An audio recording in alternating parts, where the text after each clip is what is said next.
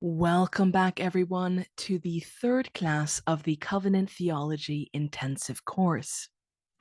So last time we finished with Abraham's story, the Abrahamic Covenant. Although there are many more events which took place in his life, we're going to be moving onward.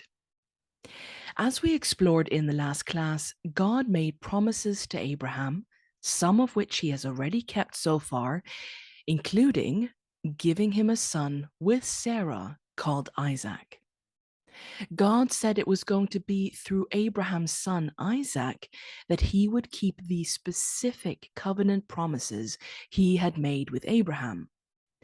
And if you remember in Genesis chapter 17, verse 19, God said, "I will establish my covenant with him, Isaac, as an everlasting covenant for his descendants after him."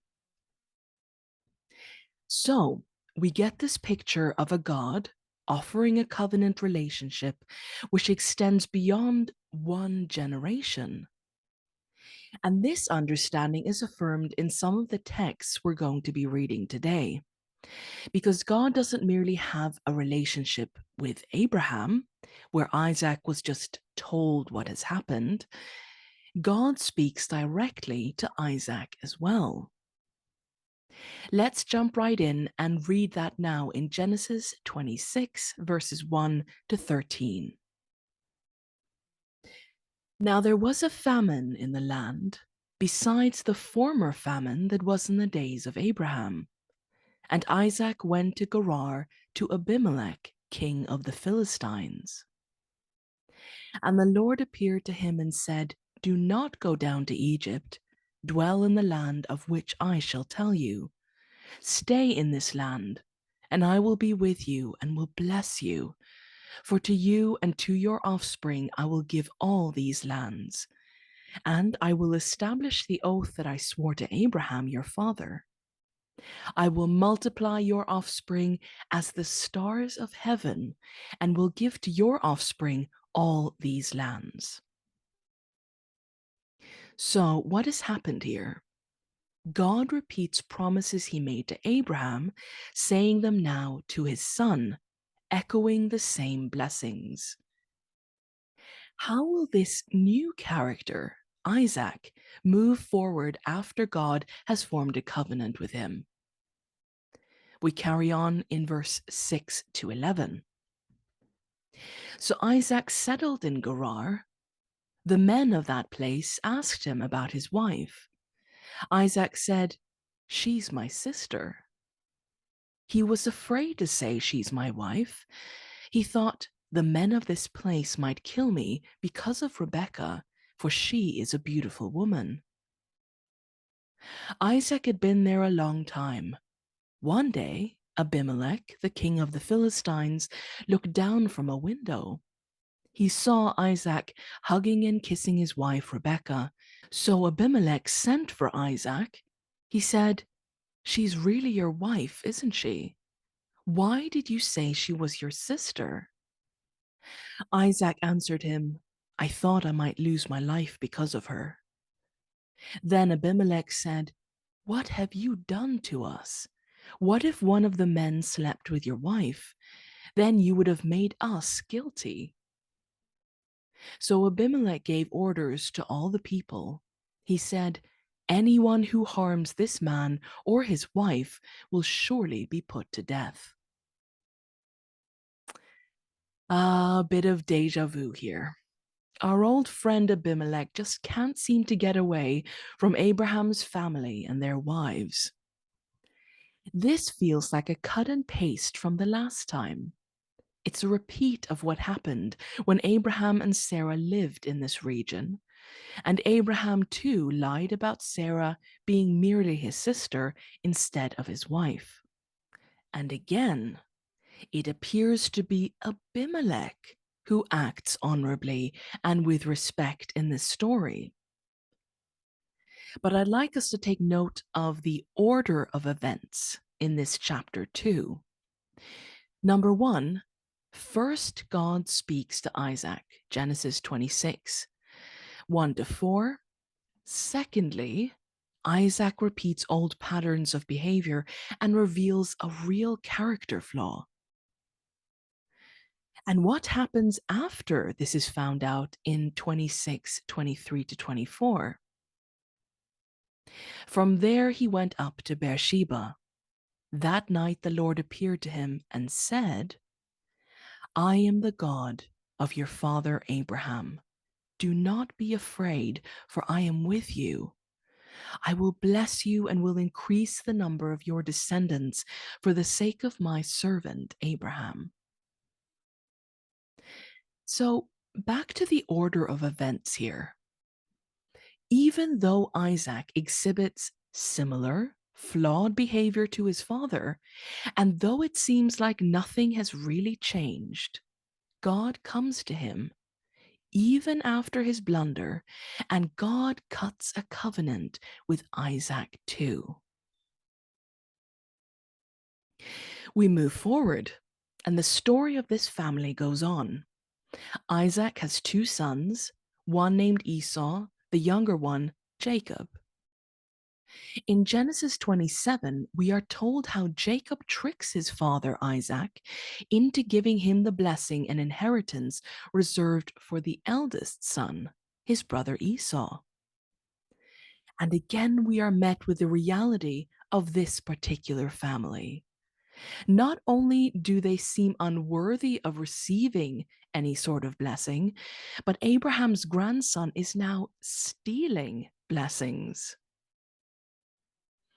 Because of this, Jacob runs away, fearing for his life because of his brother's rage. We might say, surely God will skip this particular generation when it comes to covenant making. But we read in chapter 28, Jacob left Beersheba and set out for Haran. When he reached a certain place, he stopped for the night because the sun had set. Taking one of the stones there, he put it under his head and lay down to sleep. He had a dream in which he saw a stairway resting on the earth with its top reaching to heaven, and the angels of God were ascending and descending on it. There above it stood the Lord, and he said, I am the Lord, the God of your father Abraham and the God of Isaac. I will give you and your descendants the land on which you are lying. Your descendants will be like the dust of the earth, and you will be spread out to the west and to the east, to the north and to the south. All peoples on earth will be blessed through you and your offspring. I am with you and will watch over you wherever you go, and will bring you back to this land. I will not leave you until I have done what I have promised you. So God, once more, renews his covenant with Jacob this time, repeating and renewing the same promises he made earlier. Onward we go in this family tree. Jacob had Joseph and many other children. Likely many will be familiar with this story. Joseph's brothers sell him into slavery, and he is taken away to Egypt. Unexpectedly, Joseph does well in Egypt. He climbs to the ranks of second in charge of the country, Genesis 41:30 to 41, and is later reunited with his brothers and eventually his father as well. Joseph's whole family end up moving to Egypt.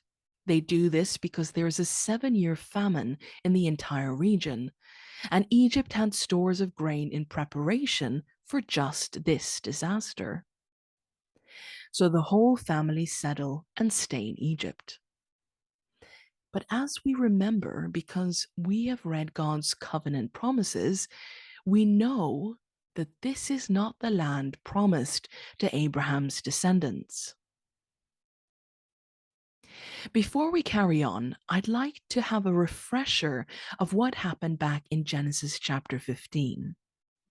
If you recall, this is the chapter in which God walks between the cut in half animals and makes a binding covenant with Abraham. And in the same chapter, we also read in verses 12 to 15, as the sun was setting, Abram fell into a deep sleep, and a thick and dreadful darkness came over him. Then the Lord said to him, "Know for certain that for 400 years your descendants will be strangers in a country not their own, and that they will be enslaved and mistreated there. But I will judge the nation they serve as slaves, and afterwards they will come out with great possessions. You, however, will go to your ancestors in peace and be buried at a good old age. In the fourth generation, your descendants will come back here." This is the vision which God revealed to Abraham about the future. He gives him a glimpse of what is going to happen. And it is this future that we arrive at today as we begin a brand new section in our class called the Mosaic Covenant. This section spans from the book of Exodus to Deuteronomy. This section spans from the book of Exodus through to Deuteronomy. It's one of the most crucial and central storylines throughout the Old Testament. So, let's launch into the Mosaic Covenant and begin exploring a new book of the Bible called Exodus. Let's begin reading from Exodus chapter 1, verses 1 to 6. These are the names of the sons of Israel who went to Egypt with Jacob, each with his family: Reuben, Simeon, Levi and Judah, Issachar, Zebulun, and Benjamin, Dan and Naphtali, Gad and Asher. The descendants of Jacob numbered 70 in all. Joseph was already in Egypt. Now Joseph and all his brothers and all that generation died, but the Israelites were exceedingly fruitful. They multiplied greatly, increased in numbers, and became so numerous that the land was filled with them. So, here is a family of 70, growing so great that the large land of Egypt is filled with Israelites. God's promise of making Abraham's descendants many is already beginning to take form. Let's carry on from verses 8 to 17 and then jumping to verse 20. Then a new king, to whom Joseph meant nothing, came to power in Egypt. "Look," he said to his people, "the Israelites have become far too numerous for us. Come, we must deal shrewdly with them, or they will become even more numerous, and, if war breaks out, will join our enemies, fight against us, and leave the country."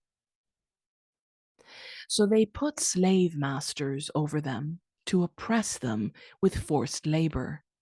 And they built Pithom and Ramses as store cities for Pharaoh. But the more they were oppressed, the more they multiplied and spread. So the Egyptians came to dread the Israelites and worked them ruthlessly. They made their lives bitter with harsh labor in brick and mortar and with all kinds of work in the fields. In all their harsh labor, the Egyptians worked them ruthlessly. The king of Egypt said to the Hebrew midwives, whose names were Shiphrah and Puah, "When you are helping the Hebrew women during childbirth on the delivery stool, if you see that the baby is a boy, kill him. But if it is a girl, let her live." The midwives, however, feared God and did not do what the king of Egypt had told them to do. They let the boys live. So God was kind to the midwives, and the people increased and became even more numerous. So to sum up here, Joseph and his family arrive as immigrants to Egypt. The Pharaoh is replaced with a new one, and the whole mood of the situation shifts. The Israelites are no longer viewed as assets to the country, but a threat. and so they are made into slaves to serve Egypt. Now, Pharaoh tries to quell the threat, but God has made a promise. Egyptians may not want the Israelites to multiply, but what God moves to happen will happen, and they multiply anyway. The Israelites are subjected to slavery for 400 years. If a people are enslaved for 400 years, what does this do to their collective and individual mentality? Would they be allowed to worship the way they wished?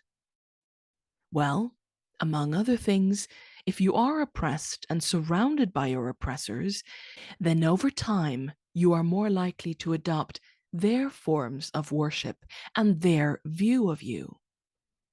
It can take only one generation for information to be lost, one broken chain, one generation to break a line of a story and knowledge of God. And it seems to be what has happened here. The Israelites end up forgetting a lot about God, and the way they live and treat each other is subsequently affected. In this oppressed state, there is no Sabbath. They are surrounded by idols, pushed down by violence, and they are living in a way which God never intended or wanted for them, or for anyone for that matter. As God has stated so many times, He wishes for them to be blessed and be a blessing. But being a slave doesn't equal being a blessing. And after 400 years of bondage, this happens. During that long period, the king of Egypt died. The Israelites still groaned under the burden of their slavery and cried out. God heard their groaning, and He had in mind His covenant with Abraham, with Isaac, and with Jacob. It's interesting, if you remember Abraham's vision of the future, the 400 years of slavery are just about at an end. We are not told whether the people remembered this story and think, now surely God must help us, or whether they just cry out for help, not remembering this time frame at all.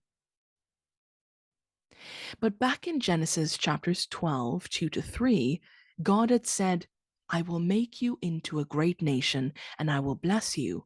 I will make your name great, and you will be a blessing. I will bless those who bless you, and curse those who curse you, and all peoples on earth will be blessed through you. Great nations aren't ruled by other nations. Slavery is a curse. The blessing God promised is currently turned on its head, and things need to be fixed. If the people of Israel are enslaved in one place, how can they bless the whole earth? God needs to free them, and if He doesn't, the promise He made will not be able to be kept. Back to the story. We're not going to read the whole of Moses' story in detail, but sum up what happens. Moses is born to Israelite slaves. His mother attempts to save his life by sending him down the river Nile in a floating basket. This basket is discovered and found, leading to Moses being adopted by Pharaoh's daughter. Now, you may have often seen how in movies, the Pharaoh which sits on the throne when Moses is a baby is presented as being Moses' almost adopted father. And the Pharaoh whom Moses later confronts as an adult is like his brother. But actually, the Pharaoh which would later sit on the throne when Israel leaves Egypt is in all likelihood his adoptive father. And this makes for quite a dynamic, because in the real story, Moses is going up against not his brother, but his father. Now, as Moses grows up among Egyptians in the palace, he would have had a certain upbringing. If you're royalty, what sort of education do you get? Well, you get the best. Moses would likely end up being a general in the army or even Pharaoh himself. Moses would learn communication skills like public speaking, military tactics, politics, organization, leadership skills. And Moses receives this state of art education and training from a young age until he was 40 years old. If we are to sum up this situation, Moses had the keys to the palace. Let's carry on reading in Exodus 2:11-15. One day, after Moses had grown up, he went out to where his own people were and watched them at their hard labor. He saw an Egyptian beating a Hebrew, one of his own people. Looking this way and that and seeing no one, he killed the Egyptian and hid him in the sand. The next day he went out and saw two Hebrews fighting. He asked the one in the wrong, "Why are you hitting your fellow Hebrew?" The man said, "Who made you ruler and judge over us? Are you thinking of killing me as you killed the Egyptian?" Then Moses was afraid and thought, "What I did must have become known." When Pharaoh heard of this, he tried to kill Moses, but Moses fled from Pharaoh and went to live in Midian, where he sat down by a well. It would seem that Moses recognizes himself as a Hebrew, an Israelite, from the beginning. And this makes sense since he likely received some elementary education by his birth parents before being taken to the palace. In this event, which we just read, Moses kills an Egyptian for beating an Israelite. The next day, he stops a fight between two Israelites, saying, "You're brothers, why are you fighting?" Their response, and the fact that his murdering an Egyptian slave master is revealed as common knowledge, scares him. He runs away to Midian in the desert, which is a good thing because, as we read in verse 15, Pharaoh tried to kill Moses.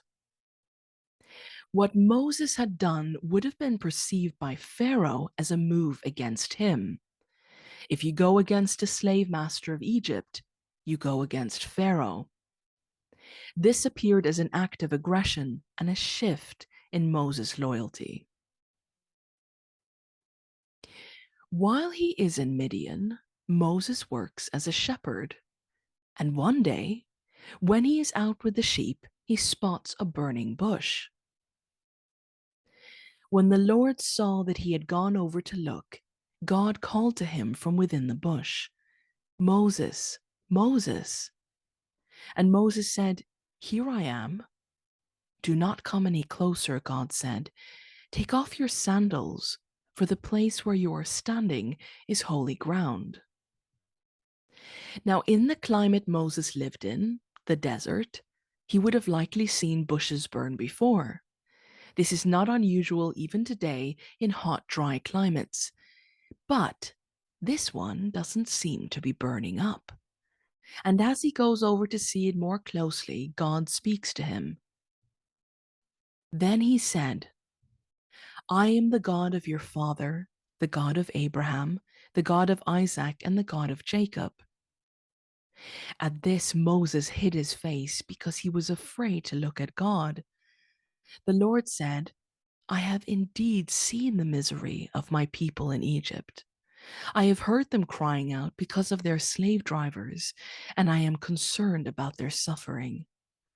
So I have come down to rescue them from the hands of the Egyptians and bring them up out of that land into a good and spacious land, a land flowing with milk and honey, the home of the Canaanites, Hittites, Amorites, Perizzites, Hivites, and Jebusites."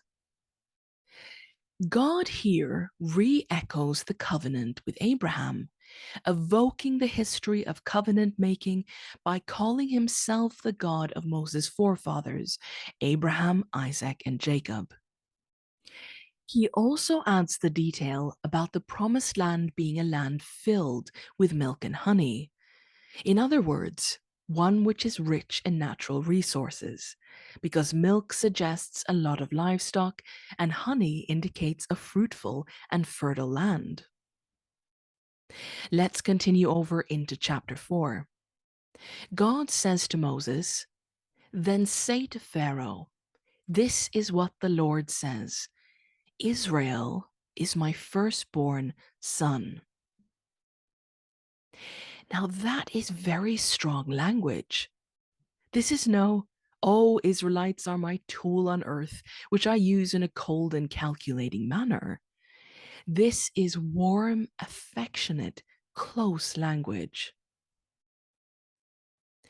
But in response to hearing God say that he's heard Israel's cry for help and he's coming to rescue them, Moses begins making excuses because he's scared. He doesn't want to return to Egypt. After all, he left with a threat of death on his head. And Moses doesn't make one excuse when God asks him to return to Egypt to tell Pharaoh to release the Israelites. He makes many excuses. You can see them in the column on the left side. Here they are. Excuse number 1, "Who am I?" Moses is saying, "I'm inadequate. I'm nobody.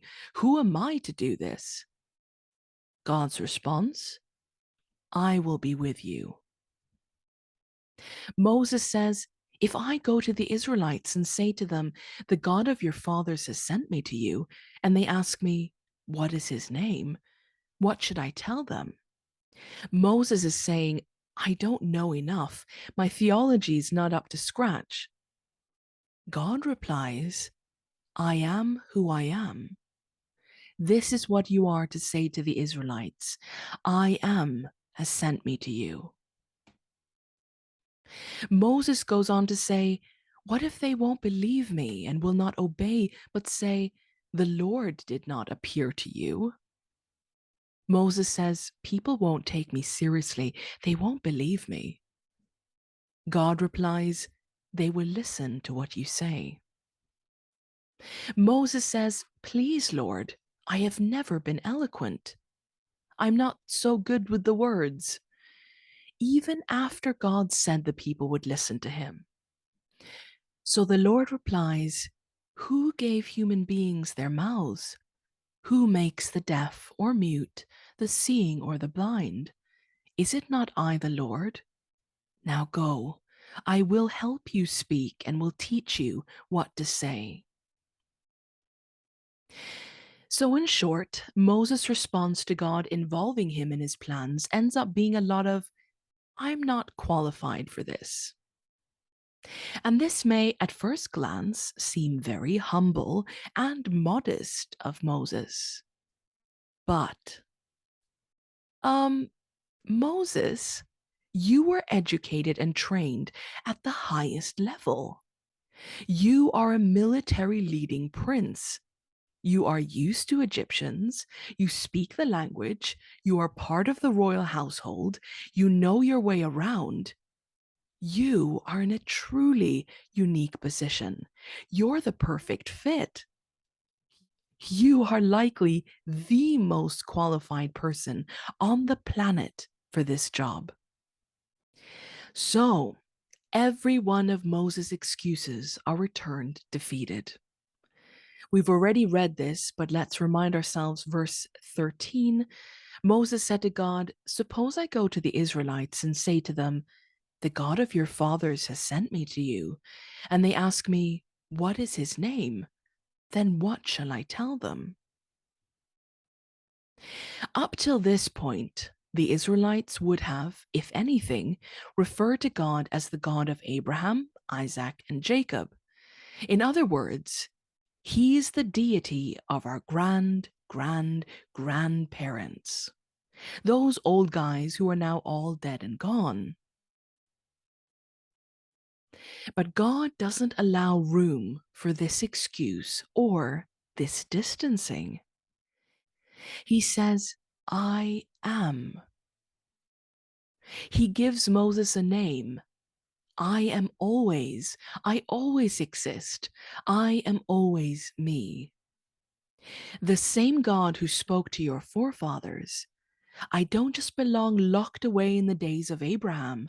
I am here, now, present. At this point, Moses is grasping at straws, and he says in 4:10, as we read earlier, "Pardon your servant, Lord. I have never been eloquent, neither in the past nor since you have spoken to your servant. I am slow of speech and tongue." Hmm.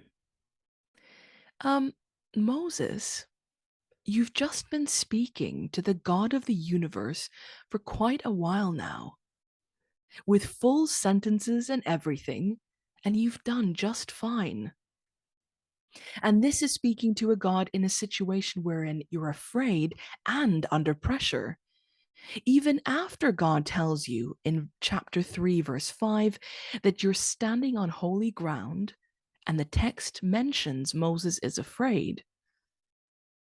So when Moses starts to argue with God, it appears Moses' fear of the situation is greater than his fear of God. And yet, amazingly, God is willing to argue back and forth with him, as though Moses is haggling in the marketplace over the price of some bananas. Well, this argument is about to reach its crescendo, as we read in chapter 4, verse 13. But Moses said, "Pardon your servant, Lord. Please send someone else." Moses has run out of excuses. This is his final move, his last card to play. Just send someone else, please. And here we get to the root of the problem, which lies behind all those excuses. I don't want to go. What is God's reaction to this?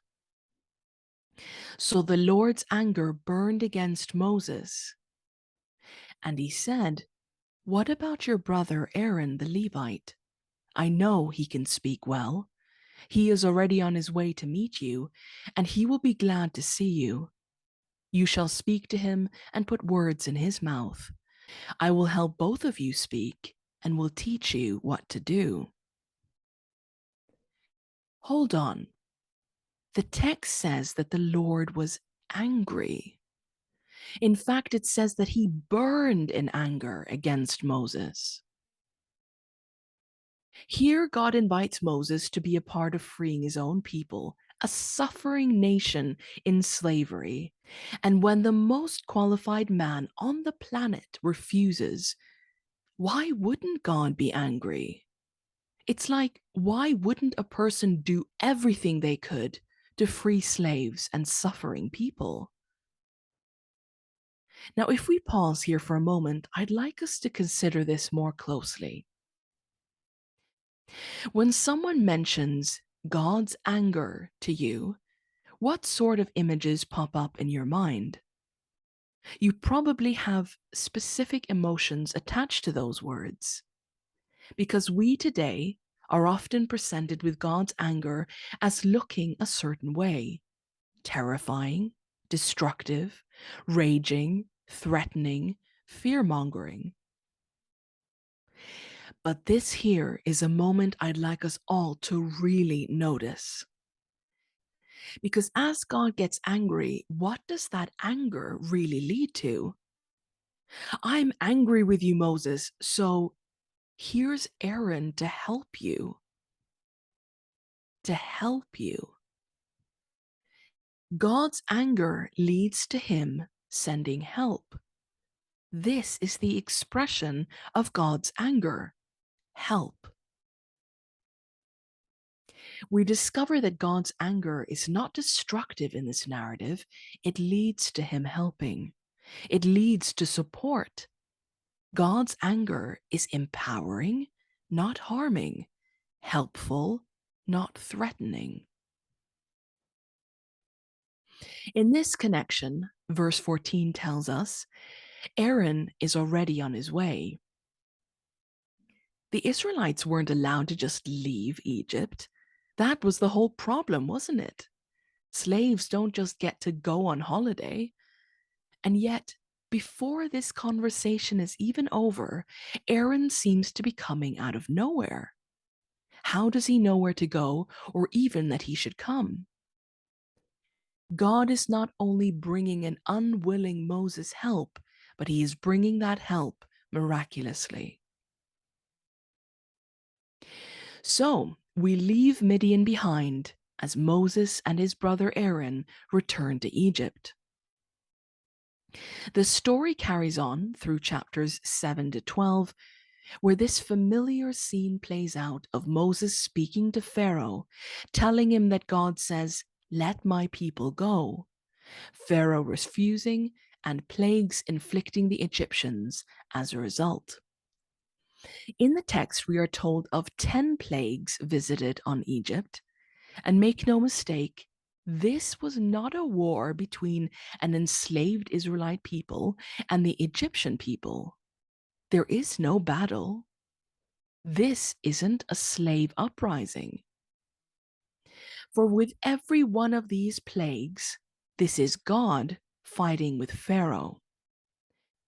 Pharaoh, who was considered God of Egypt by the Egyptians, the son of heaven.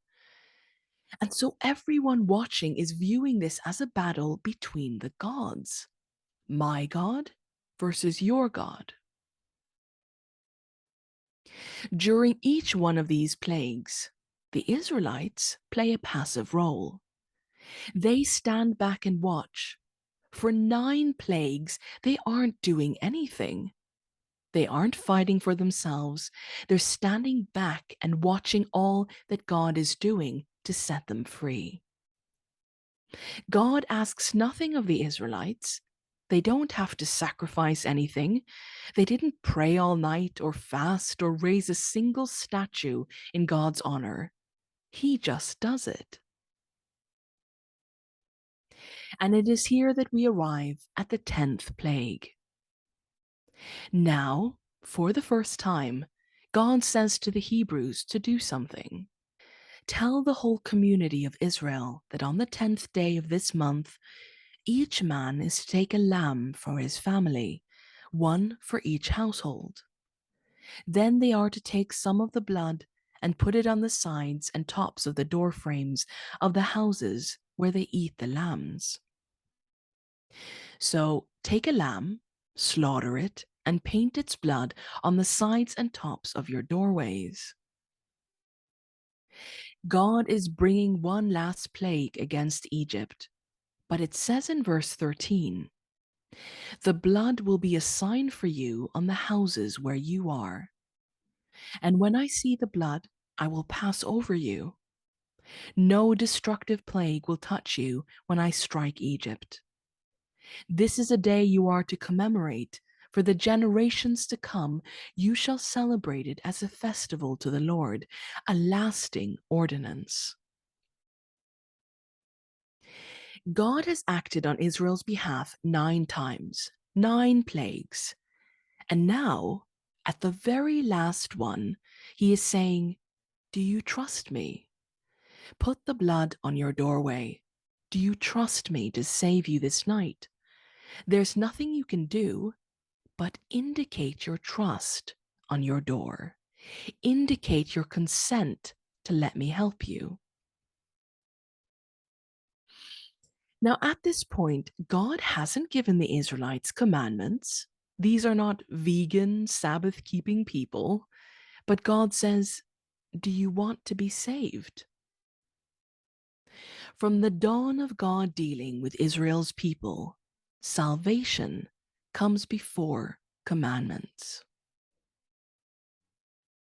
Again, in this situation, we see this familiar pattern. God is making the first move. He is taking the initiative and says, "Do you want to respond to this? Do you believe me? Do I have your permission? If you do, come, follow. Let's go." And it happens just as God said. That night, Israel had its first, what was to be known as Passover. the word referring to how God passed over every house with lamb's blood on it. The very next morning, every Israelite in the land leaves Egypt. Pharaoh finally releases them. As you can see here on the map, this is the continent of Africa. The Israelites left here from Egypt in the direction of the arrow, and if we zoom in a bit, they travel across here and come to the Red Sea, which lies between Egypt and this peninsula called the Sinai Peninsula. They had to cross this peninsula to get to Canaan, the land promised to them since their ancestor Abraham. And as the very ocean, the Red Sea, is parted by the breath of God, the people pass through it unharmed to the other side, now beyond the reach of their enemies. Has Israel done anything to earn being saved at this point? To earn God's actions or Him helping them? No, they hadn't. The reason God is acting and rescuing is because He cut a covenant. He's being faithful to that promise and to who He is. The Israelites cross the Red Sea and enter the Sinai Desert, and led by God Himself, finally end up at the foot of a mountain called Mount Sinai. And what happens in that desert at the foot of that mountain, we'll explore after we have a short break.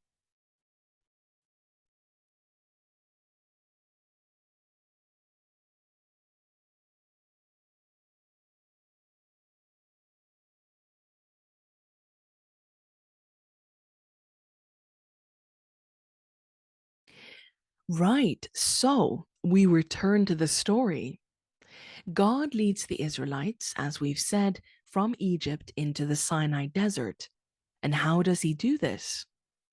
Well, Exodus 13:21 tells us, "By day the Lord went ahead of them in a pillar of cloud to guide them on their way, and by night in a pillar of fire to give them light, so that they could travel by day or night."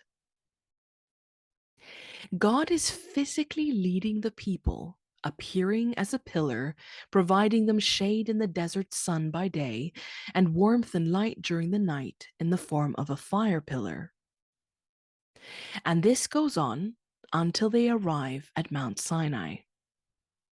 Let's begin reading chapter 19, verse 1 to 8. On the first day of the third month after the Israelites left Egypt, on that very day, they came to the desert of Sinai. After they set out from Rephidim, they entered the desert of Sinai, and Israel camped there in the desert in front of the mountain. Then Moses went up to God, and the Lord called to him from the mountain and said, "This is what you are to say to the descendants of Jacob, and what you are to tell the people of Israel. You yourselves have seen what I did to Egypt, and how I carried you on eagle's wings and brought you to myself. Now, if you obey me fully and keep my covenant, then out of all nations you will be my treasured possession. Although the whole earth is mine, you will be for me a kingdom of priests and a holy nation. These are the words you are to speak to the Israelites." So Moses went back and summoned the elders of the people and set before them all the words the Lord had commanded him to speak. The people all answered together, "We will do everything the Lord has said." So Moses brought their answer back to the Lord. So it appears that the Israelites camp at the foot of Mount Sinai. God calls Moses to him up the mountain, telling him to say the following to the people: "You saw what I did in Egypt. Now keep my covenant, and you will be a nation to me, a kingdom of priests and a holy nation." We know this language by now. God is making promises about what He's going to do. How do the people respond? They respond by saying, "We will do everything the Lord has said." What happens next? Verse 9. The Lord said to Moses, "I'm going to come to you in a dense cloud, so that the people will hear me speaking with you and will always put their trust in you." Then Moses told the Lord what the people had said. This means that God is not staying in heaven. He says, "I am coming down to all of you so you can hear me speak." There is a transparency and an accessibility forming here. And then God says to Moses, "Tell the people to be ready. I am coming down in 3 days. Tell them not to storm the mountain because I am coming to you. I will make it so that they can interact with me." Okay. Verse 16 to 18. On the morning of the third day, 3 days later, there was thunder and lightning with a thick cloud over the mountain and a very loud trumpet blast. Everyone in the camp trembled. Then Moses led the people out of the camp to meet God, and they stood at the foot of the mountain. Mount Sinai was covered with smoke because the Lord descended on it in fire. As the sound of the trumpet grew louder and louder, Moses spoke, and the voice of God answered him. So God has come down to earth. He wishes to speak directly to the people. And this is what all the people heard him say. And God spoke all these words: "I am the Lord your God, who brought you out of Egypt, out of the land of slavery. You shall have no other gods before me.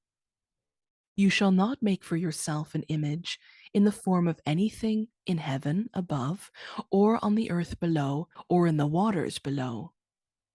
You shall not bow down to them or worship them, for I, the Lord your God, am a jealous God. You shall not misuse the name of the Lord your God, for the Lord will not hold anyone guiltless who misuses his name. Remember the Sabbath day to keep it holy.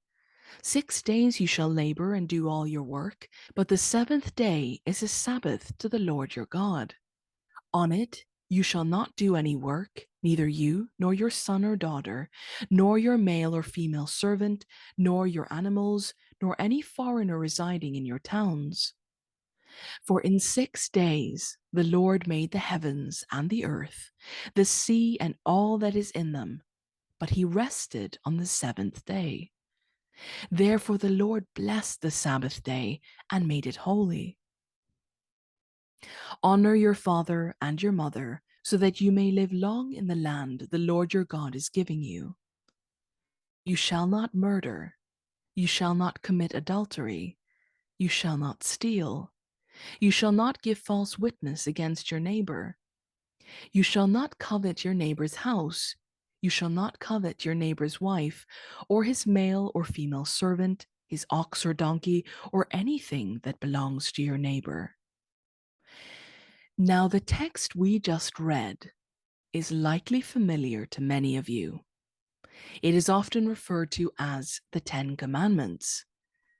You've probably seen this story told many times and seen movies depicting God giving Moses the Ten Commandments on the mountain, even writing it down on 2 stone tablets, and Moses carrying down these stone tablets for all the people to see. But is that what actually happens in Exodus 20? No, it's not. This right here, what we just read, is the first time the Ten Commandments are given to Israel. And the first time they are given, every single person in that camp hear it from God's own mouth. God comes down to speak with them, all of them. Not in some secret room where only Moses can hear and then relays it back to everyone else. And this is not just any old list of rules. On that day, God was proposing a covenant, not with a single person as in the past, but with a whole nation. He invited every person there that day. Would you like to have a covenant relationship with me? And he just spoke it so everyone could hear it. How do the Israelites respond to this covenant proposal? End of verse 18 and 19. They stayed at a distance and said to Moses, "Speak to us yourself and we will listen, but do not have God speak to us or we will die." God has just tried to speak directly to the people, and they said, "Stop. We don't want this. Don't talk to us yourself." Some may argue that they reacted in this way because they were afraid. But did you notice how Moses reacted? When God came down from heaven, he takes the initiative to speak to God first, meaning Moses and the people seem to be interpreting this situation or experiencing God very differently. So the people say, "We want something between you and us. Put Moses there. If Moses speaks, we'll listen, but don't speak to us directly." The Israelites are the ones bringing a change to their relationship with God. They are putting up a wall between themselves and Him. God opens up for a direct line of communication to exist, but they reject this. Well, this God, this deity, respects the people's wishes.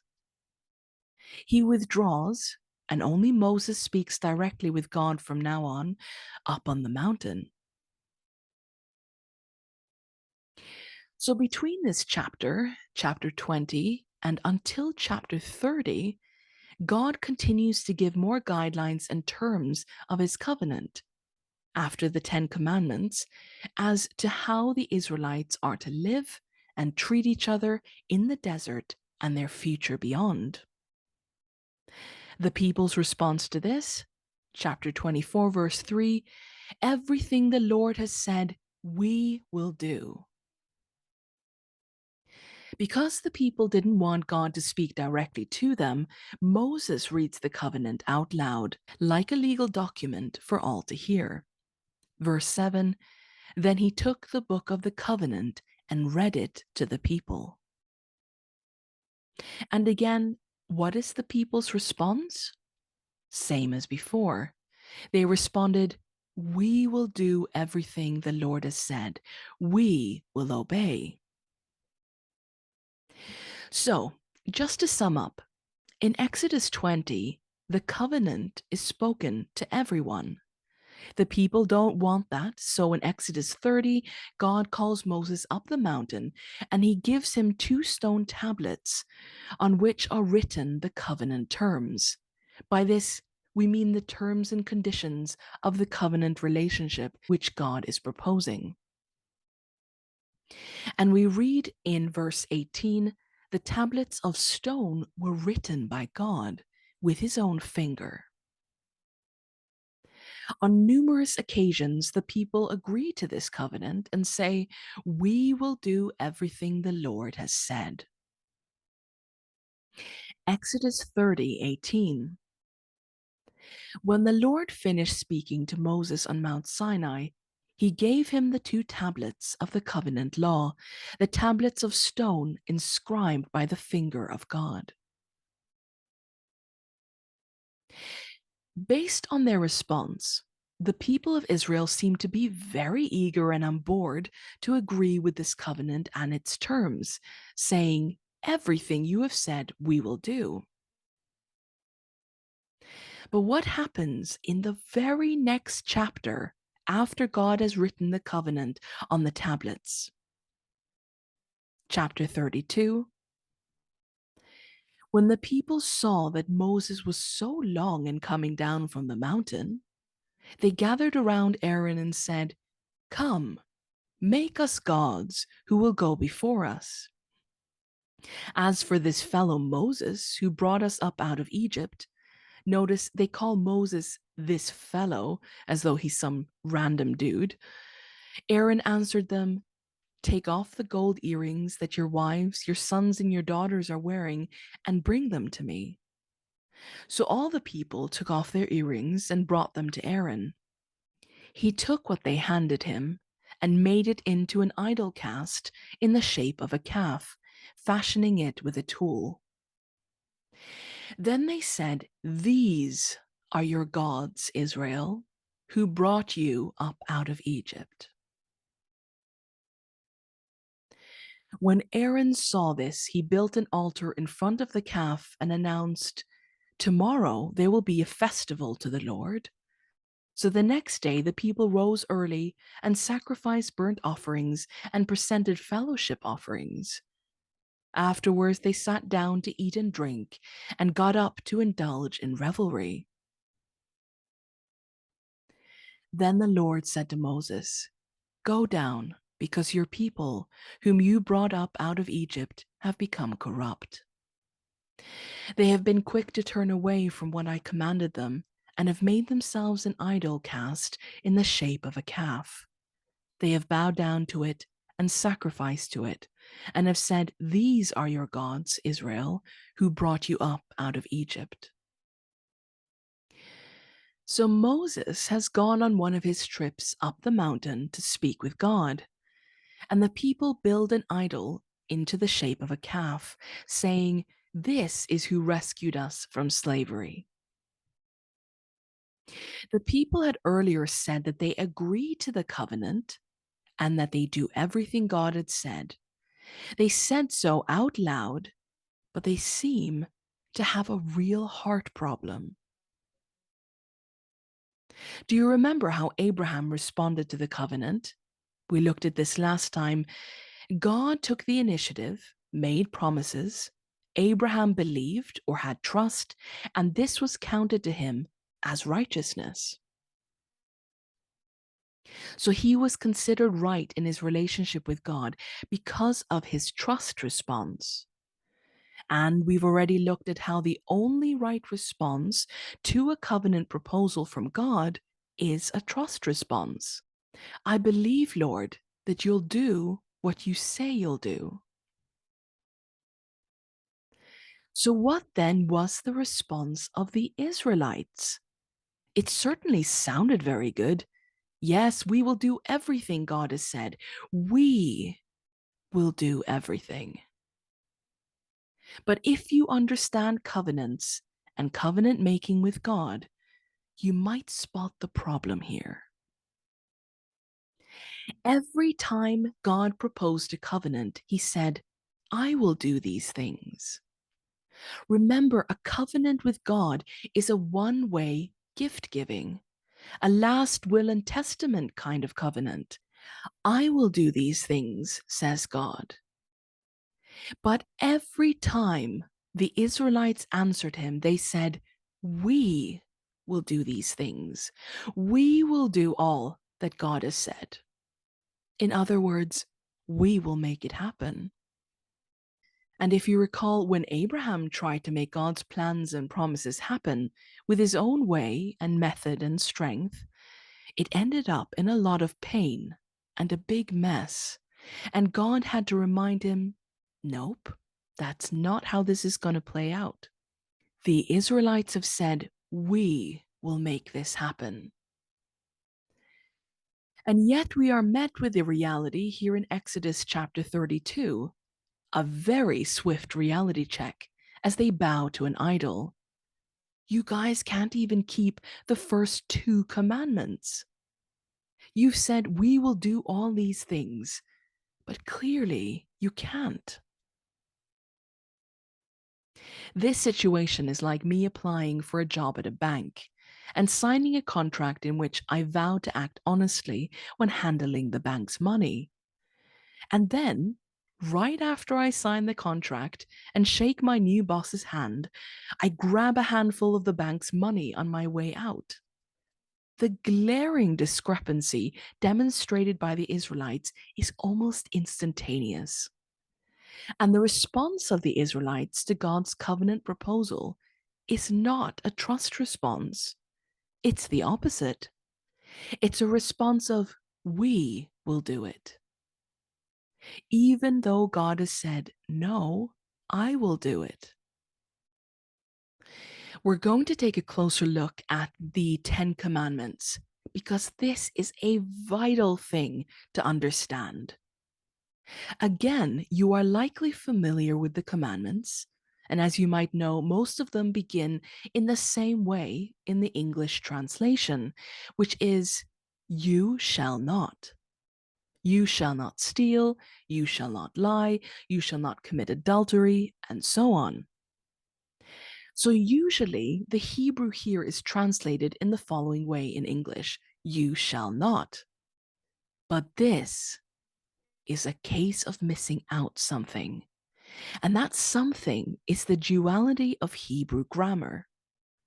Because the translation isn't merely, you shall not, it is, you will not. Is there anything that you or I can do to earn a relationship with God, to earn a covenant? No, there isn't. And like in the story of Abraham, we are shown that when we try to earn his gifts, we aren't responding to his covenant in the right way. So we can't earn it. In fact, when we try to earn it, we break the covenant. Because the deal is that God is going to do it, is going to keep the promises. In Exodus 20, God is making promises. Be in a covenant relationship with me, and I will make it so that one day you will not lie. One day you will not steal. One day you will not murder. That is my promise. One day I'm going to change that broken part inside you that makes it so that even if you are rescued from slavery in Egypt, you're still acting like slaves. You're still oppressing and being oppressed. As I promised to Abraham to give him land, descendants, and so on, so I am promising you that I will do these things. It's all up to me. I walk through the middle of the cut in half animals, not you. I take on both sides of the covenant responsibilities.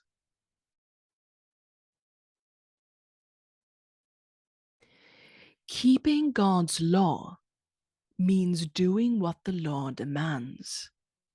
And what the law demands is that we realize we can't obey him.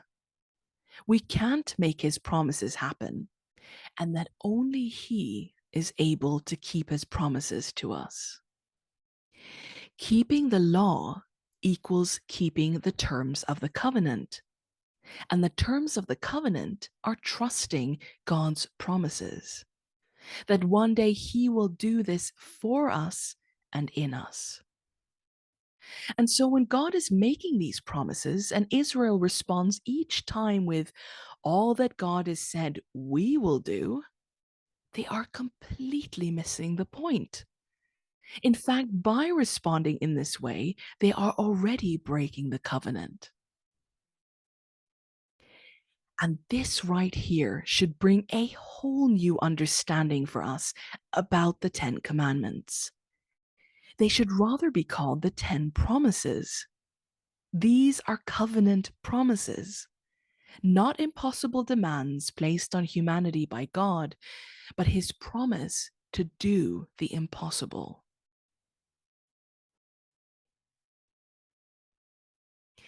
In the middle of all this covenant making in the Sinai desert, something else significant happens. And we're going to read about it in Exodus chapter 25 from verse 8. God says, "Then have them make a sanctuary for me, and I will dwell among them. Make this tabernacle and all its furnishings exactly like the pattern I will show you. Have them make an ark of acacia wood, 2.5 cubits long, a cubit and a half wide, and a cubit and a half high." Verse 13. "Then make poles of acacia wood and overlay them with gold. Insert the poles into the rings on the sides of the ark to carry it. Then put in the ark the tablets of the covenant law, which I will give you," which he later does in chapter 30. "Make an ark covered of pure gold, and make 2 cherubim out of hammered gold at the ends of the cover. Make 1 cherub on one end and the second cherub on the other. Make the cherubim of one piece with the cover at the 2 ends. The cherubim are to have their wings spread upward, overshadowing the cover with them. Place the cover on top of the ark, and put in the ark the tablets of the covenant law that I will give to you. There, above the cover between the 2 cherubim that are over the ark of the covenant law, I will meet with you and give you all my commands for the Israelites." So God asks Moses to have a tabernacle built for him. Now, tabernacle in Hebrew is mishkan, which just means dwelling place, a place to live. And in this case, we're talking about a tent. The God of heaven and earth, who came down like fire and thunder on the mountain, says, "Moses, raise a tent for me, because I'm going to come and live with you among the people in a tent." There's more than one shocking thing happening here, but let's point out a couple. First of all, how must this have sounded to the Israelites? Keep in mind that they have just come from Egypt. Egypt had some of the world's greatest architectural structures. They had lived surrounded by bright marble palaces and statues and cities. They had built these very things as slaves, built these things all for Pharaoh, god and king of Egypt. But now this God, the God that they have met in the desert, says, "I want to come and live with you in a tent." And this tent wasn't even to be raised up on a hill somewhere above everyone else. It wasn't to sit on the mountain. If you look at the following illustration, this is the layout of how God instructed the Israelites to organize themselves each time they camped somewhere. If you're curious about where these exact specifications are written, you can, for example, read about them in Numbers chapter 2. But as you can see, each tribe is organized together, and in the middle was to be God's dwelling place, his tabernacle, his tent among the people's tents. So everyone in the whole camp can go and see the tent where God lives. And it is on the same level ground as everyone else. God is living in the middle of his people. God also, if you remember, asked Moses to build an ark, in essence, what is a wooden box. Moses was to place the tablets, the covenant documents, the 10 Commandments, inside this box, and it would look on the outside much like this. As you can see, there is a lid on top of the box covering the commandments, and on the lid are 2 fashioned angels facing each other on each side. And what did God say back in Exodus 25:22? There, above the cover, between the 2 cherubim that are over the ark of the covenant law, I will meet with you and will give you all my commands for the Israelites. So when we hear the phrase the Ark of the Covenant, we literally mean this box, inside which is held the covenant contract, the stone tablets. Okay, so we've been told that God is coming to live in a tent in the middle of his people, and that as king, his throne will be the Ark of the Covenant. The Ark is not just any old box, any old container.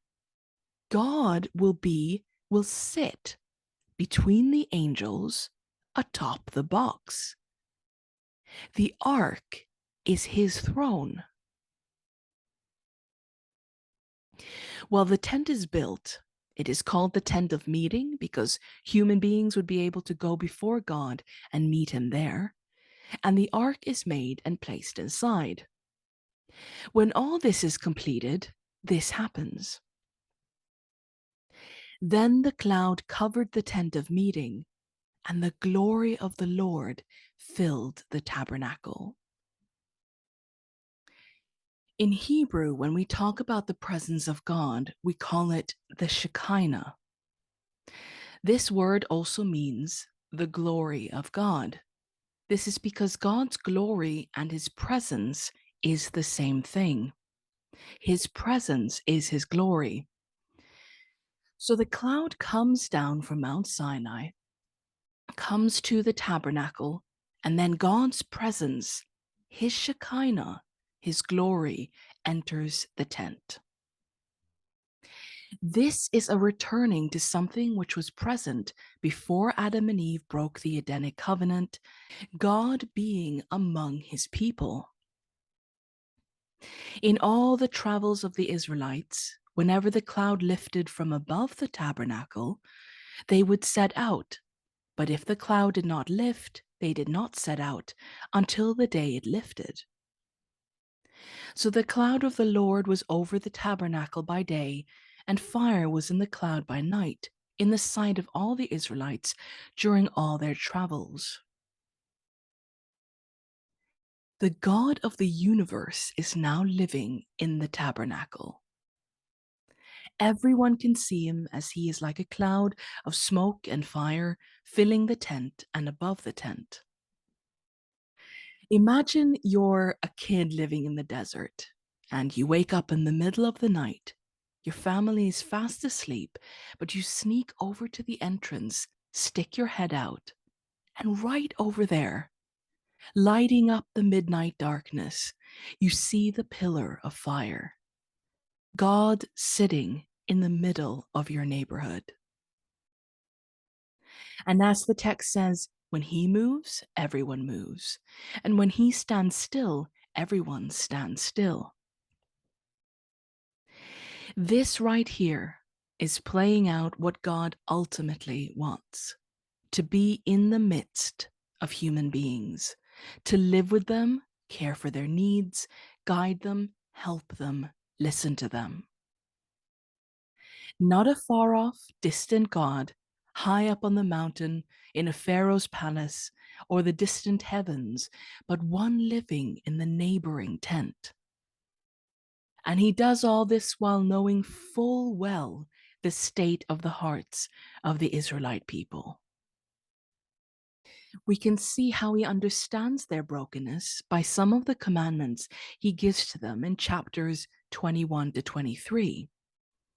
A lot of these chapters are talking about the future. God says, when you settled in the land I'm taking you to, don't be violent towards animals, respect your servants, respect others' property. Because at this point in the desert, who really has servants or land? He knows their hearts so well that he sets in place things preemptively to keep them from ending up in complete self-destruction. These things are God looking ahead and saying, I know what you're likely to do before you do it. I know your baggage. After all, they went on worshipping idols in the desert already and carried on with things they were doing while back in captivity. God is saying, even if you want to obey what I say, you can't. So I have put in place all these security measures and regulations to protect you from yourselves, so that you survive long enough for me to keep my promises. We must understand a lot of the laws and regulations in, for example, the book of Leviticus, are laws put in place not to achieve moral perfection. Some of them are the lowest possible standard to just keep the Israelites from killing each other and themselves. Simple things like basic hygiene, disease management, social rules to avoid anarchy and violence, guards against complete disorder. These are not given by a petty God, they are given by one who deeply understands human hearts. And he knows if the Israelites don't do these things, they're not even going to survive until next year, let alone into the future I'm making for them. And if there's no future, how can the narrative play out? How can I give them what I've promised? We're going to zoom in on something very, very important found in the tabernacle, in the tent where God lives. As we've seen, the written covenant is kept inside a box called the Ark of the Covenant, and on top is a lid. In Exodus 25:17, we read, "You shall make a mercy seat of pure gold." So this lid on the box is called the mercy seat. That's what it's named. Again, this is meant to function as God's throne where he sits. So if you or I were an Israelite back in those days and we wanted to get to the commandments, how would we do that? God is sitting on them. The mercy seat is on top. God hasn't designed this box for no reason. Its design is meant to send a lasting, loud, and clear message. You literally have to go through God's presence to get to the commandments. You have to go through mercy. The rules, the terms of the covenant, in case you forget that they are promises and not requirements for you to fulfill, they are covered in mercy. Usually we have it the wrong way round, don't we? We think we have to go through the law to get closer to God. Let's put it another way. God is saying, I have terms, rules to this relationship, but I'm covering them with myself. I'm literally sitting on top of them in a covenant relationship with God. There's a way of getting mercy, even if you never come to the rules, you'll still get mercy. Whether it be in the story of Abraham or Isaac or Jacob or Moses or the nation of Israel, God seems to be in the business of giving people things they don't deserve. And all he asks for is trust. And if you remember from our faith word study, even that he supplies. We're going to look at a couple more important events and details which played out in this Sinai narrative to round off today's study. Now, Exodus is the book containing the story of the Israelite slaves being rescued and brought out. And Numbers and Leviticus are books containing more details about their life in the desert and what happens there. Many incorrectly assume that it took Israel actually 40 years to make their way across the desert to Canaan, the land God promised them. But that is simply not the case. It would have taken them between 11 days and 3 weeks to cross the desert. So why on earth do they spend 40 years wandering in the wilderness? Well, in Numbers chapter 13, the Israelites do arrive at the borders of Canaan. They are standing at the border of the land promised to them and to Abraham. Verse 1 and 2 says, "The Lord said to Moses, 'Send some men to explore the land of Canaan, which I am giving to you, Israelites.'" Notice again, God here says, "I am giving the Israelites." And back in Exodus 23:20, God had promised that he would send an angel ahead of them to protect them along the way and bring them to the promised land. And he goes on to say that this angel will also fight for Israel. Again, the Israelites don't have to do anything. It's not up to them. Numbers 13, verse 1 again. "Send some men to explore the land of Canaan, which I am giving to the Israelites." Well, what happens is that they do send spies out to scout the land of Canaan, and they come back with stories of how the people living there are like giants, saying, "We seemed like grasshoppers in our own eyes, and we looked the same to them." At this point, everyone becomes afraid. They even begin to turn on Moses and Aaron and Caleb, wanting to stone them, determined to return to Egypt. Determined to return to Egypt. This is described in Numbers 14. And were it not for God actually having to step in and stop it, they probably would have killed them then and there and returned across the desert. So God says, "Here's the land. I promised it's yours. You've seen me part the sea before. You know what I'm capable of.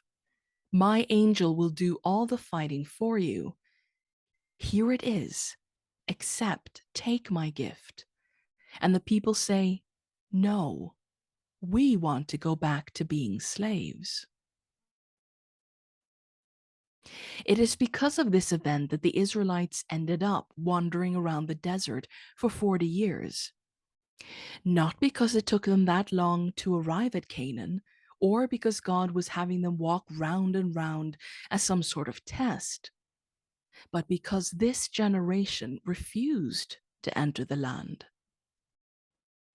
The hope was that a new generation of children born in the desert might grow up and perhaps make a different decision and actually enter Canaan.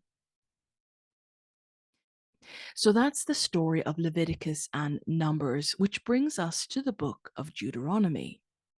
Now, Deuteronomy is in essence one long speech. In fact, it is Moses' last speech. In it, he talks to all the people and he sums up what has happened to them so far. Why? Because the people he is talking to are the children of those who exited Egypt. These children haven't seen God open the sea or bring plagues on Egypt. So Moses is reminding them, telling them of the story. Remember what has happened. Remember before you go into Canaan. And further on in his speech, Moses announces that God is making a promise to his people. In Deuteronomy 18:15 to 16 and 18 to 19, Moses says, "The Lord your God will raise up for you a prophet like me from among you, from your fellow Israelites. You must listen to him. For this is what you asked of the Lord your God at Sinai on the day of the assembly when you said, 'Let us not hear the voice of the Lord our God, nor see this great fire anymore, or we will die.' I will raise up for them a prophet like you from among their fellow Israelites, and I will put my words in his mouth. He will tell them everything I command him. I myself will call to account anyone who does not listen to my words that the prophet speaks in my name." So as Moses is old, near death, and he is holding his last speech to the Israelites, God makes a promise. I will raise up another prophet like Moses to lead you, to be the go-between person between myself and the people, because they didn't want to hear from me directly. Another one like Moses is coming. At this point, we may begin as readers to wonder, who is this prophet like Moses? And we might think, Joshua is a good leader. Joshua was the right-hand man of Moses. He was brave, had integrity, followed God. Could he be the one? After all, Joshua even has the right name. Joshua in Hebrew comes from the root to rescue or to deliver and means the Lord saves. Yahweh is salvation. But this theory of Joshua being the prophet to come is put to rest soon after in Moses' speech, Deuteronomy 13:10-12. Since then, no prophet has risen in Israel like Moses, whom the Lord knew face to face, who did all those signs and wonders the Lord sent him to do in Egypt, to Pharaoh and to all his officials and to his whole land. For no one has ever shown the mighty power or performed the awesome deeds that Moses did in the sight of all Israel. Right, so no prophet has yet risen. That rules out Joshua. What we're going to find as we in the future arrive at the New Testament, we will see that people then are still going around expecting a prophet like Moses, John 6:14, because by then he still hasn't come. So we're going to keep our eyes open for this promise, the details of which are, he will be from among the brothers of Israel, so an Israelite. He will speak the words of God. He will rescue Israel from oppressors.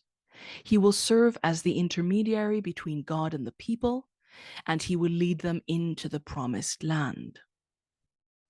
And later on in chapter 34, God also adds further details about this coming person. He will be full of the spirit of wisdom. He knows the Lord face to face. He will perform signs and wonders, so miracles. So as we arrive at the end of Deuteronomy, we find the people saying goodbye to Moses, and once more they stand on the borders of Canaan. And this time they enter that land God promised Abraham and his descendants all those years ago. And with that, we finish today's class. This has been the Mosaic Covenant, and next week we will launch into the Davidic Covenant.